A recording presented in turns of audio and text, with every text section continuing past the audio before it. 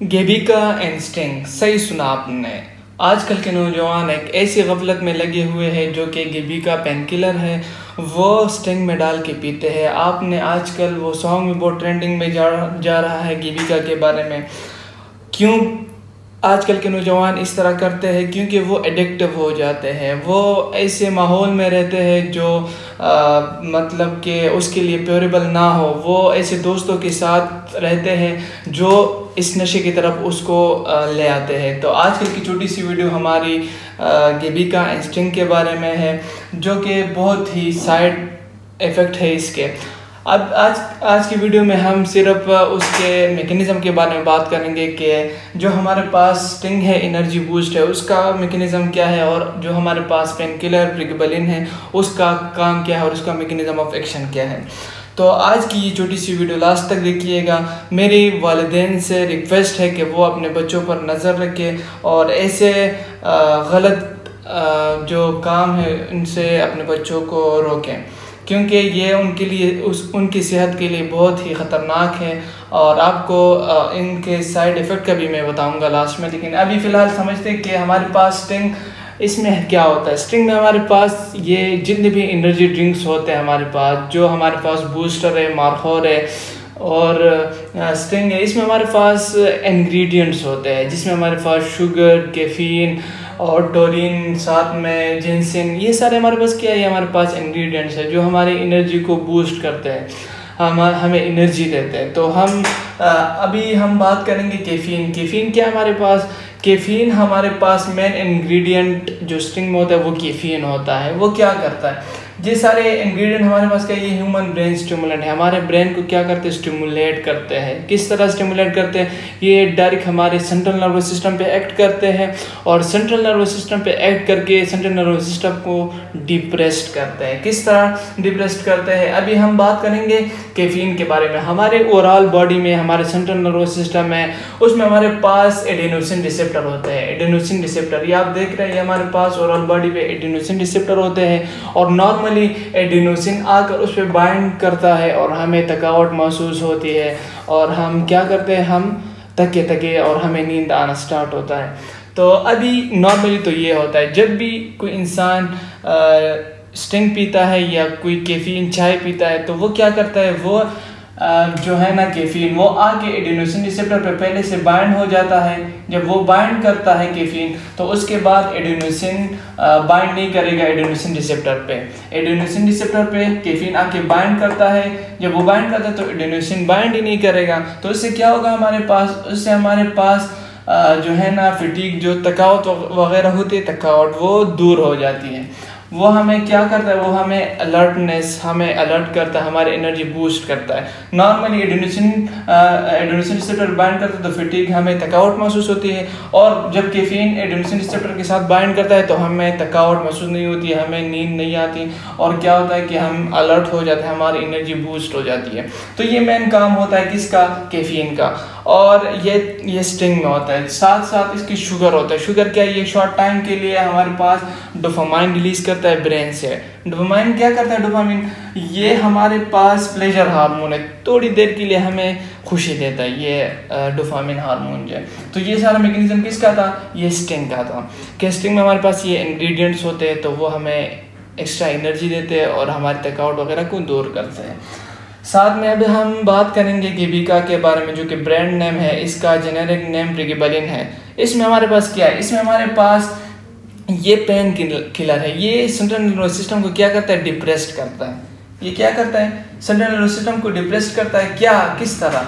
ये हम एक्ट करता है हमारे सेंट्रल नर्वस सिस्टम पे। सेंट्रल नर्वस सिस्टम पे एक्ट करके स्टॉप करता है नर्व पेन को और एक्सट्रीम सेंसेशन को। एनर्जी ड्रिंक क्या करता था? वो ह्यूमन ब्रेन को स्टिमुलेट करता था। किस तरह?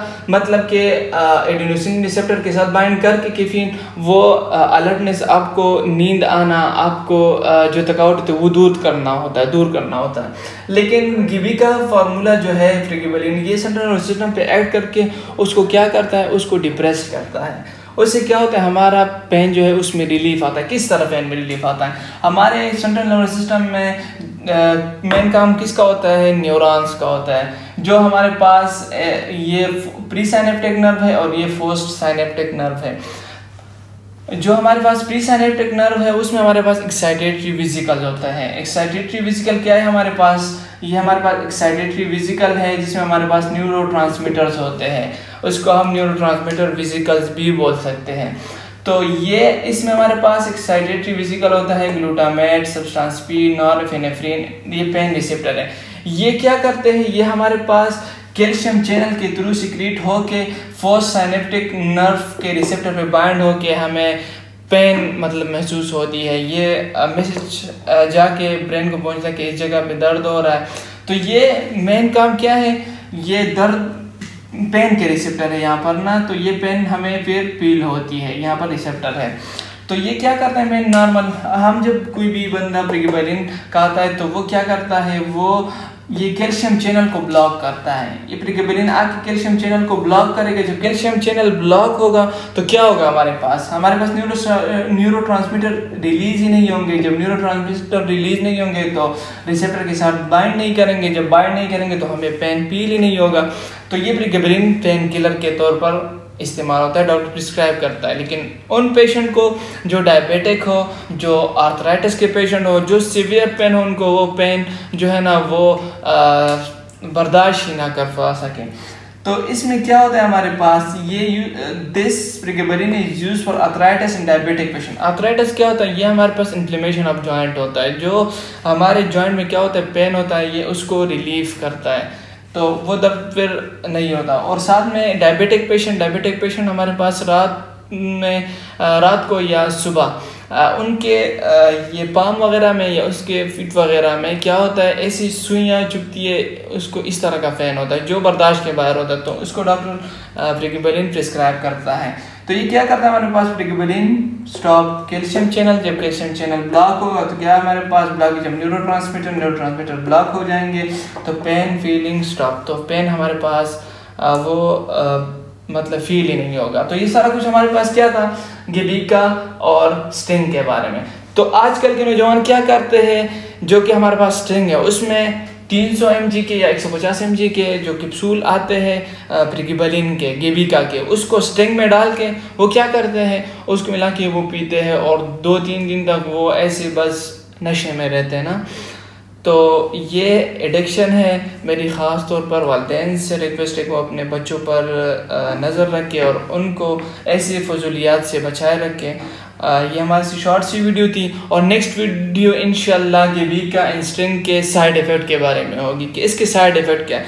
सबसे मेन साइड इफ़ेक्ट इसका क्या है हमारे पास, ये इरेक्टाइल डिसफंक्शन, मतलब इनफर्टिलिटी काज करती है, फिर किसी के बच्चे नहीं होंगे जब इरेक्टाइल डिसफंक्शन होगा।